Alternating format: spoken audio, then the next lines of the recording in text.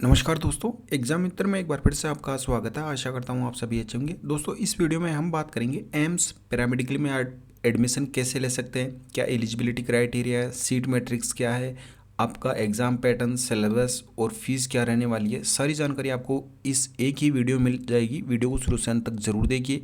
और दोस्तों, साथ ही आप ये भी जान पाएंगे कि आप अपनी प्रिपरेशन किस तरीके से करें जिससे कि आपका सिलेक्शन है वो एम्स पैरामेडिकल में हो सके। तो वीडियो को शुरू से अंत तक जरूर देखिए। अगर आप हमारे चैनल पर नए हैं, चैनल को सब्सक्राइब करिए, बेल आइकन को दबाइए, इससे कि आने वाले सभी वीडियोज़ का नोटिफिकेशन आपको मिल सके। तो दोस्तों, सबसे पहले तो बात करते हैं कि कौन से एम्स में कौन सा कोर्स करवाया जाता है। तो आप यहाँ पे देख सकते हैं कि एम्स न्यू दिल्ली, आपका AIIMS New Delhi, AIIMS Bhubaneswar, AIIMS Rishikesh और आपका नेक्स्ट है एम्स नागपुर। केवल ये 4 एम्स हैं जिनमें आपका पैरामेडिकल का कोर्स करवाया जाता है। एडमिशन केवल इन्हीं में ही होता है आपका। इनके अलावा जो बाकी के एम्स हैं उनमें केवल बीएससी नर्सिंग, और इनमें भी आपका बीएससी नर्सिंग इंक्लूड है। तो इनमें आपका बीएससी नर्सिंग कोर्स है वो करवाया जाता है। और ये 4 एम्स हैं जिनमें आपको केवल पैरामेडिकल कोर्स देखने को मिलेंगे। और एम्स नर्सिंग में केवल फीमेल कैंडिडेट अप्लाई कर सकते हैं, मेल कैंडिडेट अप्लाई नहीं कर सकते, जबकि पैरामेडिकल में मेल एंड फीमेल दोनों अप्लाई कर सकते हैं। अब एम्स न्यू दिल्ली की बात करें तो टोटल पैरामेडिकल के 7 कोर्स हैं। तो आप इनमें से कौन सा कोर्स करना चाहते हैं वो आप डिसाइड कीजिए।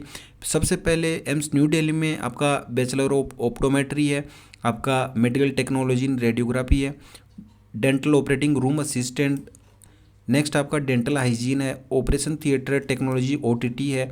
और इसके अलावा आपके जो 5 कोर्स हैं ये आपके पैरामेडिकल के हैं। एक आपका नर्सिंग का है और आपका जो लास्ट है वो पोस्ट बेसिक बीएससी नर्सिंग का है। पोस्ट बेसिक बीएससी नर्सिंग उनके लिए है जिन्होंने जीएनएम कर रखी है। तो वो जीएनएम एक डिप्लोमा कोर्स होता है। उसके बाद में अगर आपको ग्रेजुएट के तौर पे आपको ये पोस्ट बेसिक बीएससी नर्सिंग करनी होती है।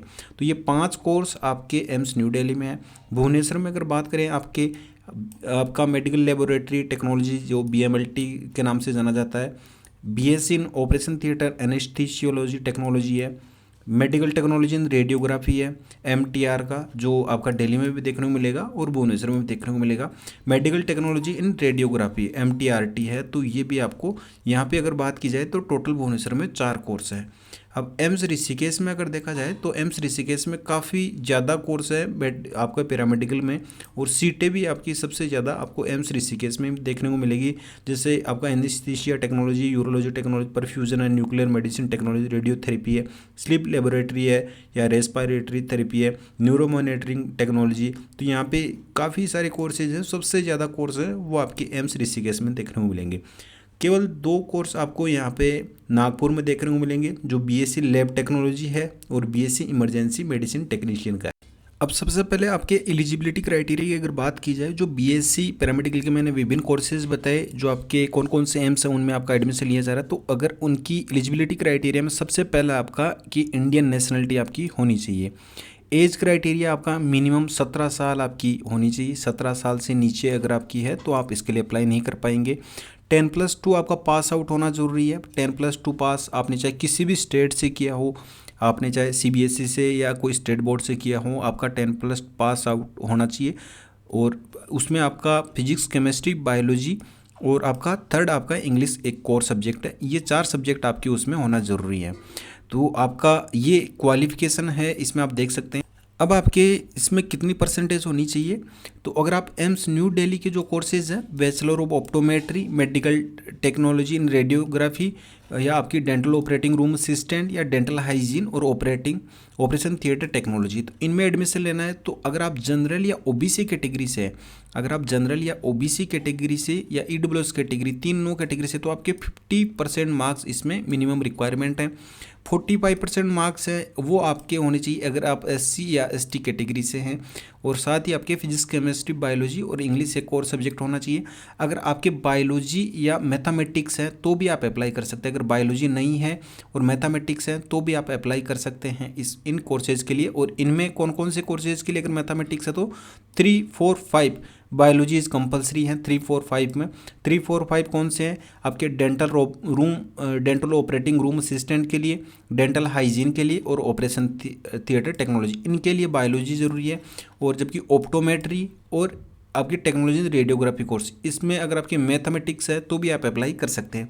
एम्स भुवनेश्वर के जो कोर्सेज हैं उनके लिए आपके 50% मार्क्स, वही आपके जनरल ओबीसी एनसीएल और ईडब्ल्यूएस के लिए 50% मिनिमम, 45% है वो SC ST कैटेगरी के लिए है, और फिजिक्स केमिस्ट्री बायोलॉजी और इंग्लिश कोर सब्जेक्ट होना चाहिए। अब इसमें जो मैथमेटिक्स है, मैथमेटिक्स वाले कैंडिडेट हैं वो भी अप्लाई कर सकते हैं। इसमें आप देख सकते हैं यहाँ, तो जिनके मैथमेटिक्स है वो केवल आपके medical technology in radiography MTR, medical technology in radiotherapy, in 2 courses में मैथमेटिक्स वाले भी अप्लाई कर सकते हैं। और बायोलॉजी वाले तो सभी के लिए एलिजिबल हैं, लेकिन अगर किसी के पास में मैथमेटिक्स है एक सब्जेक्ट तो वो इन 2 कोर्सेज में भुवनेश्वर में एडमिशन लेना चाहते हैं। तो ऋषिकेश की अगर बात की जाए तो ऋषिकेश में सबसे ज़्यादा कोर्सेज थे जो मैंने आपको बताया, सेम इनमें भी वही आपका जनरल OBC और ईडब्ल्यूएस के लिए 50% मार्क्स हैं, और 45% हैं वो आपका जो SC ST कैटेगरी के लिए हैं उनके लिए यहाँ पे रखा गया है।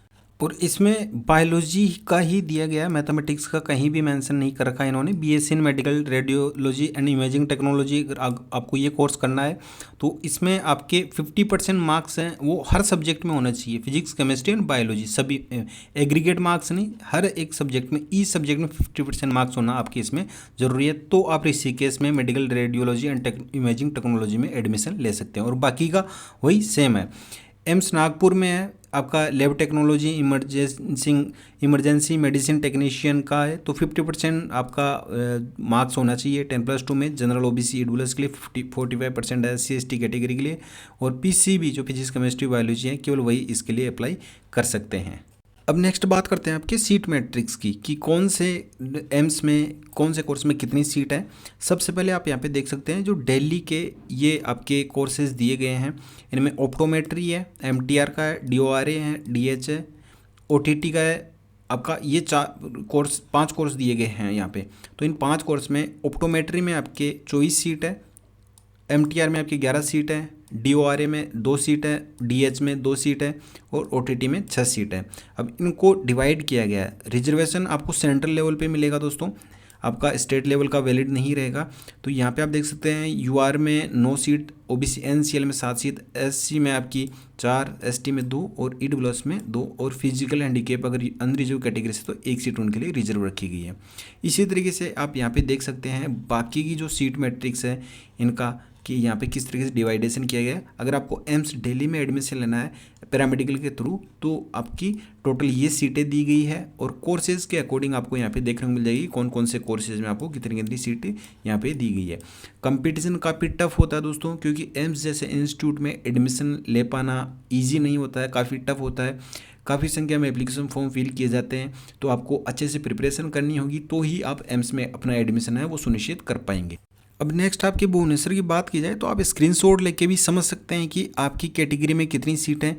तो भुवनेश्वर में आपके BMLT का है, OTAT का है, टेक्नोलॉजी इन रेडियोग्राफी का है, और रेडियोथेरेपी का है। रेडियोग्राफी और रेडियोथेरेपी दोनों अलग अलग हैं, इनको एक ही ना समझें। तो भुवनेश्वर में आपके टोटल 4 कोर्स हैं, चारों में आपकी 13 सीट इसमें है BMLT में, और आपका OTAT में 13 सीट आपकी रेडियोग्राफी में, और रेडियोथेरेपी में आपकी केवल 7 सीट है। तो इनमें 13 सीट है। इनका डिवाइडेशन आप यहाँ पे देख सकते हैं, जनरल के लिए, OBC NCL के लिए, SC ST के लिए, EWS के लिए, फिजिकल हैंडीकेप के लिए कोई भी सीट भुवनेश्वर में नहीं रखी गई है। तो आप इसका स्क्रीनशॉट लेके अच्छे से समझ सकते हैं कि आपकी कैटेगरी में कितनी सीट हैं, और इसमें आपका सेंट्रल का कास्ट सर्टिफिकेट ही वैलिड रहेगा। तो कंपटीशन तो आप देख सकते हैं दोस्तों कितनी लिमिटेड सीट हैं और इनमें कितनी संख्या में फॉर्म फिल किए जाते हैं। तो आपको अच्छे से प्रिपरेशन करके और अच्छा स्कोर गेन करना होगा तो ही आप इनमें एडमिशन ले पाएंगे। अब आपके ऋषिकेश में सबसे ज़्यादा कोर्सेज आपके पैरामेडिकल से रिलेटेड। तो ऋषिकेश में आप देख सकते हैं एनेस्थीसिया टेक्नोलॉजी में 10 सीट हैं, सबसे ज़्यादा सीट आपकी इनमें देखने को मिलेगी, और सेकंड आपकी BMLT में देखने को मिलेगी जो 24 सीट इसमें है। तो बाकी में 2, 5, 2, 4 इस तरीके से हैं। और बाकी आप देखें अगर यहाँ पे रेडियोलॉजी एंड इमेजिंग टेक्नोलॉजी में 10 सीट हैं आपकी, तो 10 सीट सबसे ज़्यादा इसमें है। जो आपको बाकी अगर ऋषिकेश में बात करें तो 10 सीट यहाँ पे देखने को मिलेगी, और 24 सीट आपको इसमें BMLT में सबसे ज़्यादा यहाँ पे देखें। अब आपके नागपुर में केवल 2 पैरामेडिकल कोर्स हैं, जो आपका BSc लैब टेक्नोलॉजी का है, इमरजेंसी मेडिसिन टेक्नीशियन का है। तो इनमें 10-10 सीटें हैं। डिवाइडेशन आप यहाँ पे देख सकते हैं कि आपकी कैटेगरी के हिसाब से कितनी कितनी सीट को डिवाइड किया गया है। अब अगर आपके कोर्स की ड्यूरेशन की बात की जाए तो बी ऑप्टोमेट्री आपका 4 साल का होने वाला है। 3 साल की आपकी थ्योरी रहेगी, 1 साल की इंटर्नशिप रहेगी। मेडिकल टेक्नोलॉजी इन रेडियोग्राफी 3 साल का। यहाँ पे आप देख सकते हैं कौन कौन से कोर्सेज़ की कितनी कितनी ड्यूरेशन यहाँ पे दी गई है। ये आपके पैरामेडिकल कोर्सेज हैं। अब 3.5 साल का है आपका, रूम असिस्टेंट का है, डेंटल हाइजीन का है 3.5 साल का, बाकी 3.5 साल के हैं।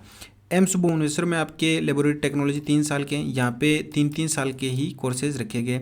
एम्स ऋषिकेश में सभी कोर्सेज हैं वो आपके 4 साल के हैं। यहाँ पे 1 साल की आपकी इंटर्नशिप को भी काउंट किया गया है जो आपके पैरामेडिकल के कोर्सेज हैं। यहाँ पे आप देख सकते हैं। नागपुर में बात की जाए तो आपकी 1 साल की इंटर्नशिप और 3 साल की आपकी जो थ्योरी बेस्ड है वो यहाँ पे नागपुर में भी रखी गई है दोनों कोर्सेज के लिए। अब आपके एग्जामिनेशन की अगर बात की जाए तो आपका जो पेपर है वो हिंदी और इंग्लिश दोनों लैंग्वेज में आएगा। नॉर्मली ये क्वेश्चन सभी कैंडिडेट का रहता है। तो अगर आपने वीडियो पूरा देखा होगा तो पॉसिबल है कि आप कमेंट बॉक्स में ये वाला क्वेश्चन आप नहीं पूछेंगे। तो हिंदी और इंग्लिश आप यहाँ पे देख सकते हैं, ऑफिशियल प्रोस्पेक्ट में बिल्कुल मेंशन है, हिंदी इंग्लिश दोनों लैंग्वेज में रहेगा। और आपका अगर यहाँ पे बात की जाए कि पेपर पैटर्न किस तरीके से आएगा, तो दोस्तों पेपर पैटर्न में आपके फिजिक्स, केमिस्ट्री और बायोलॉजी तीनों आपसे पूछी जाएगी। आपका 90 मार्क्स का आपका पूरा टोटल पेपर होगा। 11th और 12th एनसीईआरटी आपकी कंप्लीट आने वाली है, 11th और 12th एनसीईआरटी। इसके अलावा आपके जो 30 क्वेश्चन है वो तीनों पार्ट से आएंगे। जीके का पार्ट आपका नहीं पूछा जाएगा, जीके का पार्ट है वो आपका नर्सिंग में पूछा जाएगा। पैरामेडिकल में केवल तीनों आपके फिजिक्स, केमिस्ट्री और बायोलॉजी ये तीनों ही पूछे जाएंगे। तो यहाँ पे आप देख सकते हैं कि आपका जो टोटल 90 क्वेश्चन आएंगे वो आपके 1.5 घंटे में रहेंगे, मतलब कि 90 मिनट का आपका पेपर का ड्यूरेशन रहेगा। 30 क्वेश्चन है वो आपको हर एक सब्जेक्ट से पूछे जाएंगे, जैसे कि फिजिक्स, केमिस्ट्री और बायोलॉजी। अगर आप मैथमेटिक्स आपने ऑप्ट कर रखी है तो आपको मैथमेटिक्स से पूछे जाएंगे। तो इस तरीके से आपके बायोलॉजी या मैथमेटिक्स में से कोई भी सब्जेक्ट आपका एक, और फिजिक्स केमिस्ट्री के 30-30। तो इस तरीके से आपके 90 क्वेश्चन के लिए आपको 90 मिनट्स का टाइम दिया जाएगा। और इसमें आपकी जो नेगेटिव मार्किंग है दोस्तों वो आपकी रहने वाली है 1/3 आपकी नेगेटिव मार्किंग इसमें रहने वाली है। और दोस्तों अगर आपको एम्स पैरामेडिकल में एडमिशन लेना है तो अभी से ही आपको अपनी प्रिपरेशन स्टार्ट कर देनी है। ये सोच के टाइम वेस्ट ना करें कि एप्लीकेशन फॉर्म आएंगे तब से स्टडी स्टार्ट की जाएगी। अगर आप ये सोच के बैठे हैं दोस्तों तो आपका सिलेक्शन मुश्किल है, क्योंकि आप इस टाइम पे ये वाली चीज़ सोच रहे हैं तो इसी टाइम पे आपकी जगह कोई और कैंडिडेट है वो स्टडी पे लगा है और उसका जो फोकस है वो केवल एम्स में एडमिशन लेना है। तो आप अपना टाइम वेस्ट ना करें। एप्लीकेशन फॉर्म जल्द ही आपके रिलीज़ हो जाएंगे और अपनी स्टडी को आप अभी से स्टार्ट कर दें। स्टडी को स्टार्ट करने के लिए आपको 11th और 12th NCERT physics, chemistry, biology complete read करनी होगी। आपको रीड करने के लिए दोस्तों प्रिपरेशन किस तरीके से करनी है मैंने डिस्क्रिप्शन बॉक्स में आपको स्टडी मटेरियल प्रोवाइड करवा रखा है। तो अगर आपको पीसीबी फिजिक्स, केमिस्ट्री और बायोलॉजी को अच्छे से कवर करना है तो दोस्तों मैंने डिस्क्रिप्शन बॉक्स में ई बुक का लिंक प्रोवाइड करवा रखा है, थ्योरी बेस्ड और आपकी ऑब्जेक्टिव ई बुक। सबसे ज़्यादा आपके लिए इम्पोर्टेंट जो ई बुक है वो आपकी है ऑब्जेक्टिव ई बुक। अगर आपने मेरे द्वारा जो ई बुक आपको प्रोवाइड की गई है अगर आपने उसको अच्छे से फॉलो कर लिया तो दोस्तों मैं 100% आप श्योरिटी के साथ कहता हूँ कि आपका एक भी क्वेश्चन उस ई बुक से बाहर नहीं आएगा। वो ई बुक आपकी 11th और 12th एनसीईआरटी बेस्ड, 11th और आपकी 12th एनसीईआरटी बेस्ड जो आपका पीसीबी का कंप्लीट सिलेबस है वो कवर करती है। आपको अलग अलग बुक्स को रीड नहीं करना रहेगा। 11th की आपकी 3 बुक्स आप रीड करते हैं, 12th की आपको 3 बुक्स आप रीड करते हैं। तो इस तरीके टोटल आपकी 6 बुक हो गई। और बायोलॉजी में भी आपके बॉटनी, जूलॉजी हैं। तो आप इस तरीके से देखा जाए तो आपकी 6 से भी ज़्यादा आपकी बुक्स हो जाती है। अगर आप अलग अलग चैप्टर की बुक्स लेते हैं तो आपकी काफ़ी सारी बुक्स इस तरीके से हो जाती है। तो आपकी 11th और 12th एनसीईआरटी बेस्ड जो कंप्लीट सिलेबस है वो आपको इस ई बुक में देखने को मिलेगा। ये ऑनलाइन ही आपको मिलेगी, जो लिंक दिया गया है केवल उसी से ही अवेल कर सकते हैं। इसके अलावा आप अदर प्लेटफॉर्म पर इस बुक को अवेल नहीं कर पाएंगे। आपको अवेल करने के लिए डिस्क्रिप्शन बॉक्स में जो लिंक दिए गए उस पर आपको क्लिक करना है। दोस्तों अभी फ़िलहाल आपको ई बुक को फॉलो करना है और आपका जैसे ही सिलेबस ये कंप्लीट हो जाए ई बुक का तो आप उसके तुरंत बाद में मॉक टेस्ट पेपर पे आपको सबसे ज़्यादा फोकस करना है, क्योंकि वही आपका सिलेक्शन वो सुनिश्चित करवा पाएंगे।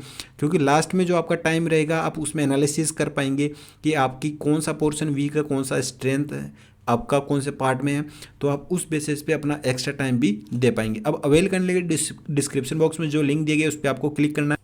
तो डिस्क्रिप्शन बॉक्स में जो लिंक दिया गया उस पर आप जैसे ही क्लिक करेंगे तो इस तरीके से इंटरफेस आएगा। ये आपके बीएससी नर्सिंग और पैरामेडिकल दोनों के लिए ही यूज़फुल है। अगर आप दोनों के लिए फॉर्म फिल करना चाहते हैं तो ये एक ई बुक आपके लिए सफिशिएंट है। ये 11th और 12th एनसीईआरटी का कंप्लीट सिलेबस कवर करती है। ये इंग्लिश लैंग्वेज में ही दोस्तों आपको मिलेगी। अवेल करने के लिए आपको सिंपली बाय नाउ का जो बटन दिखाई दे रहा है इस पर आपको क्लिक करना है। आप जैसे ही इस पर क्लिक करेंगे दोस्तों तो आपको अपनी डिटेल्स फिल करनी रहेगी। डिटेल्स में आप देख सकते हैं क्या क्या फिल करना। तो आप जैसे ही इस पर यहाँ पे क्लिक करेंगे इस तरीके से इंटरफेस आएगा। इस इंटरफेस में आपको आपका यहाँ पे नाम फिल करना है, अपनी एक्टिव ईमेल आईडी। एक ईमेल आईडी वो होनी चाहिए जिसके आपके पास में पासवर्ड हो, और उसी पे भी आपको एक डाउनलोड फाइल का लिंक जाएगा। नेक्स्ट आपकी अपनी कॉन्टैक्ट डिटेल्स यहाँ पे फिल करनी है और फिर आपको नेक्स्ट पे क्लिक कर देना है। आप जैसे ही नेक्स्ट पे क्लिक करेंगे दोस्तों तो आपको पेमेंट के लिए पूछा जाएगा। आप PhonePe, Paytm, debit card, credit card, net banking या किसी भी मोड से आप पेमेंट कर सकते हैं। पेमेंट कन्फर्मेशन के बाद में आपको डाउनलोड फाइल का ऑप्शन आएगा, आप वहाँ से फाइल को डाउनलोड कर सकते हैं। अगर वहाँ से फाइल डाउनलोड नहीं कर पाते हैं तो आपने जो ईमेल आईडी यहाँ पे फिल की है इस पर भी आपको एक मेल जाएगा, वहाँ से भी आप अपनी ई बुक को डाउनलोड कर सकते हैं। और आप अभी से ही अपनी स्टडी पे फोकस करना स्टार्ट कर दीजिए जिससे कि आपको बाद में किसी भी तरह कोई इशू ना हो और आप इजीली एग्ज़ाम को क्रैक कर सकें। दोस्तों तो ये बात होगी आपके स्टडी मटेरियल की। अब आपकी फ़ीस क्या रहने वाली है। सबसे पहले तो आपके एप्लीकेशन फ़ीस की अगर बात करें तो आप अगर जनरल कैटेगरी से बिलोंग करते हैं तो आपको 1500 रुपये पे करने रहेंगे एप्लीकेशन फ़ीस। ये फॉर्म फीस है। अगर आप ओबीसी एनसीएल है तो 1500 रुपये हैं, एससी और एसटी के हैं तो 1200 रुपये आपको पे करने रहेंगे एप्लीकेशन फॉर्म फीस। ईडब्ल्यूएस के लिए भी 1200 है। इसके अलावा अगर आप फिजिकल हैंडीकैप कैंडिडेट हैं तो आपको कोई भी फ़ीस पे नहीं करनी रहेगी। फीस आप पे कर सकते हैं क्रेडिट कार्ड, डेबिट कार्ड या नेट बैंकिंग से, जो भी आपके पास में सोर्स हो उनमें से आप इनसे अपनी एप्लीकेशन फॉर्म की फ़ीस पे कर सकते हैं। अब आपके एप्लीकेशन फॉर्म कब से स्टार्ट होंगे तो अगर आपके 2021 की बात की जाए तो 2021 के आपकी जो स्टार्टिंग डेट थी एप्लीकेशन फॉर्म की वो 12 मार्च 2021 थी। और आपकी अगर इस बार की बात की जाए 2022 की कि कब से एप्लीकेशन फॉर्म आपके आ सकते हैं तो दोस्तों आपके मार्च के सेकेंड वीक में आपके एप्लीकेशन फॉर्म है वो स्टार्ट हो सकते हैं। और पूरे चांसेस है कि आपके मार्च के सेकेंड वीक में आपके जो बेसिक रजिस्ट्रेशन की प्रोसेस है वो स्टार्ट कर दी जाएगी। आपको किस तरीके से अपना फॉर्म फिल करना है, क्या प्रोसीजर रहेगा, बेसिक रजिस्ट्रेशन कैसे करना, फाइनल रजिस्ट्रेशन की प्रोसीजर क्या रहेगा, सारी आपको हमारे चैनल पे वीडियो माध्यम से जानकारी प्रोवाइड करवा दी जाएगी। स्टेप बाय स्टेप आप फॉलो करके जानकारी भी ले सकते हैं। और 2021 का आप वीडियो देख के भी जानकारी ले सकते हैं कि आपको किस तरीके से इनमें प्रोसीजर रहने वाला है। तो उसकी लिस्ट मैंने ऑलरेडी आपको प्रोवाइड करवा रखी है। तो एम्स 2021 की प्लेलिस्ट आपको मिल जाएगी, उसमें जाके आप 2021 के सारे वीडियोज़ के माध्यम से अपने डाउट भी क्लियर कर सकते हैं। अगर फिर भी कोई डाउट रहता है तो आप मुझे कमेंट बॉक्स में पूछ सकते हैं, इंस्टाग्राम फॉलो करके वहाँ से भी जानकारी ले सकते हैं। अब आपकी फ़ीस की बात की जाए तो आप फीस यहाँ पे देख सकते हैं। ये आपके पैरामेडिकल के कोर्सेज हैं, ये वाले ये कोर्सेज आप यहाँ पे देख सकते हैं कि बी ऑप्टोमेट्री में अगर आपको एडमिशन लेना है और आपकी फ़ीस पूरी रहने वाली है 300 रुपये। 300 रुपये आपकी 4 साल की है। ये ट्यूशन फीस है आपकी 300 रुपये। 4 साल में आप 300 रुपये में बी ऑप्टोमेट्री का कंप्लीट कोर्स कर सकते हैं। शायद ही कोई ऐसा इंस्टीट्यूट होगा इंडिया में जो 300 रुपये में आपको 4 साल का आपका बी ऑप्टोमेट्री का कोर्स करवाया जाए। रजिस्ट्रेशन फ़ीस की बात करें 25 रुपये, बिल्कुल नाम मात्र की। आप कहीं भी प्राइवेट कॉलेज में जाएंगे तो केवल रजिस्ट्रेशन की फ़ीस ही आपसे 2000 रुपये मिनिमम। अगर आपका नॉर्मल एक कॉलेज है तो उसमें आपकी 2000 रुपये भी आपकी रजिस्ट्रेशन की फ़ीस ली जाती है, जबकि यहाँ पे केवल 25 रुपये। ट्यूशन फ़ीस प्राइवेट कॉलेज में अगर बात की जाए तो आपके 1.5 लाख से आपकी स्टार्टिंग होती है आपकी ट्यूशन फ़ीस। यहाँ पे केवल 300 रुपये आपकी फ़ीस ली जा रही है। 300 रुपये अगर आप देखा जाए तो इस तरीके से तो आपके 4 साल के 75 रुपये आपके 1 साल की फ़ीस लग रही है। 75 रुपये मात्र 1 साल की फ़ीस में आप अपना कोर्स कर सकते हैं। ये बी ऑप्टोमेट्री की होगी। ऐसे ही आप अगर मेडिकल टेक्नोलॉजी रेडियोग्राफी में 3 साल की, सेम वही है। डेंटल ऑपरेटिंग रूम असिस्टेंट की 3 साल की, 300 4 साल यहाँ पे 3.5 साल की है, ये 300 रुपये। डेंटल हाइजीन की 300 रुपये 3.5 साल की। ऑपरेशन थिएटर टेक्नोलॉजी 300 रुपये 3 साल की। तो बिल्कुल नाम मात्र की फ़ीस में आप अपना पैरामेडिकल का कोर्स है वो कर सकते हैं। पोर्ट मनी की बात की जाए तो आपकी पोर्ट मनी है, ये आप देख सकते हैं कि आपके कोर्सेज़ के अकॉर्डिंग तो बिल्कुल सभी कोर्सेज़ के लिए जो पोर्ट मनी में आपके जो अदर एक्सपेंडिचर होते हैं वो आपके इंक्लूड किए गए हैं। 720 रुपये सभी के लिए बिल्कुल सेम सी पोर्ट मनी रखी गई है। तो पोर्ट मनी और आपकी जो ट्यूशन फीस को मिला के आपके 1020 रुपये आपके हो रहे हैं और 25 रुपये आपके रजिस्ट्रेशन फ़ीस। तो इस तरीके से आपके 1045 रुपये में आपकी पोर्ट मनी आ गई। जो अदर एक्सपेंडिचर होते हैं आपकी रजिस्ट्रेशन फ़ीस आ गई, आपकी ट्यूशन फीस 1045 में आप अपना पैरामेडिकल का कोर्स कर सकते हैं। इसके अलावा अगर बात की जाए आपके कॉशन मनी है वो आपको 100 रुपीज़ है, वो आपको सबमिट करवानी रहेगी। अगर कोई भी आप नुकसान पहुंचाते हैं इंस्टीट्यूट को तो वो आपको 100 रुपीज़, केवल मात्र 100 रुपीज़ है, ये आपको सबमिट करनी है। अब ये जो फीस है पैरामेडिकल की ये सभी एम्स में लागू है जो ऊपर बताई है, लेकिन यहाँ पे ऋषिकेश में कुछ एक कोर्सेज हैं जिनमें ये वाली फ़ीस है ये आपकी वैलिड नहीं रहेगी। अगर आप ये वाले कोर्स करते हैं रेडियोथेरेपी टेक्नोलॉजी तो इनमें आपकी फ़ीस है वो, अगर आप ऋषिकेश से करते हैं, एम्स ऋषिकेश से करते हैं तो आपको फ़ीस है वो ज़्यादा देनी रहेगी। फ़ीस आपकी अगर आप रेडियोथेरेपी टेक्नोलॉजी में जाते हैं तो 50,000 रुपये फर्स्ट ईयर की, सेकेंड ईयर में 50,000 और थर्ड ईयर की आपकी 50,000 आपकी ये रहेगी। तो आपकी यहाँ पे 1.5 लाख रुपए की आपकी ये radiotherapy technology. Dental hygiene and dental room operating room assistant की ये कोर्स अगर आप ऋषिकेश से करोगे तो इसमें आपकी 20,000 रुपये फर्स्ट ईयर की प्लस एडमिशन फ़ीस भी इसमें आपकी 33,200 है। ये आपकी 20,000 आपकी एडमिशन फ़ीस है, 33,000 आपकी जो ट्यूशन फ़ीस है वो है। फिर सेकेंड ईयर से आपकी 33,200, फिर आपकी थर्ड ईयर 33,200। तो ये आपके डेंटल हाइजीन और डेंटल ऑपरेटिंग रूम असिस्टेंट की है। इसके अलावा आपके अगर बात की जाए कि in dental hygiene, dental room assistant, radiotherapy technology, इनके अलावा आपकी जो अदर कोर्सेज हैं तो उनकी फ़र्स्ट ईयर की आपकी फ़ीस रहने वाली है 13,000 प्लस 13,000 आपकी एडमिशन फ़ीस है, 32,700 आपकी यहाँ पे ट्यूशन फीस रहेगी। सेकेंड ईयर की 32,700 और 32,700 आपकी थर्ड ईयर की। तो इनकी फ़ीस आपको dental hygiene, dental operating room assistant and radiotherapy, तो इनकी फ़ीस आपको यहाँ पे बता दी। इनके अलावा जो कोर्सेज हैं एम्स ऋषिकेश में तो उनके लिए यहाँ पे आपकी ये फ़ीस रहने वाली है। आपके हॉस्टल की अगर बात की जाए तो दोस्तों हॉस्टल अकोमोडेशन है वो केवल फीमेल कैंडिडेट को प्रोवाइड किया जाएगा, और वो भी अगर आप बीएससी नर्सिंग के आपने कोर्स कर रहे हो तो आपको सभी एम्स में प्रोवाइड किया जाएगा। आपको पैरामेडिकल के चाहे फीमेल हो या मेल हो आपको कोई भी अकोमोडेशन है हॉस्टल का वो आपको प्रोवाइड नहीं किया जाएगा। तो दोस्तों ये आपकी यहाँ पे फीस थी। स्टाइफंड वगैरह भी आप देख सकते हैं कि आपका स्टाइफंड कितना रहने वाला है। बी ऑप्टोमेट्री का 500 रुपये पर मंथ का रहेगा जब आपकी इंटर्नशिप रहेगी। मेडिकल टेक्नोलॉजी रेडियोलॉजी में 500 रुपये पर मंथ का रहेगा जब आपकी 1 साल की जब आप इंटर्नशिप करेंगे तो उसमें आपको हर महीने की इतना स्टाइपेंड है वो आपको दिया जाएगा। आपका यहाँ पे देख सकते हैं stipend will be during internship, तो 10,250 ही आपको एक साथ ही दिए जाएंगे अगर आप डेंटल और ऑपरेटिंग रूम असिस्टेंट के आप इंटर्नशिप करेंगे। डेंटल हाइजीन की है इसकी भी सेम है 10,250। ऑपरेशन थिएटर टेक्नोलॉजी की 10,000 आपकी 250 है। तो ये आपकी यहाँ पे एक साथ ही दी जाएगी, मंथली नहीं दी बताई गई है। मंथली आपकी BMLT की यहाँ पे आपकी BMT टेक्नोलॉजी रेडियोग्राफी और ऑप्टोमेट्री की इनकी आपकी 500 रुपये आपकी यहाँ पे रखी गई है। तो दोस्तों जो भी आपके पैरामेडिकल से रिलेटेड जो भी डाउट है सारे वो क्लियर हो गए होंगे। कोई भी डाउट है कमेंट बॉक्स में पूछ सकते हैं। मिलते हैं नेक्स्ट वीडियो में नेक्स्ट अपडेट के साथ में। धन्यवाद। जय हिंद, जय भारत।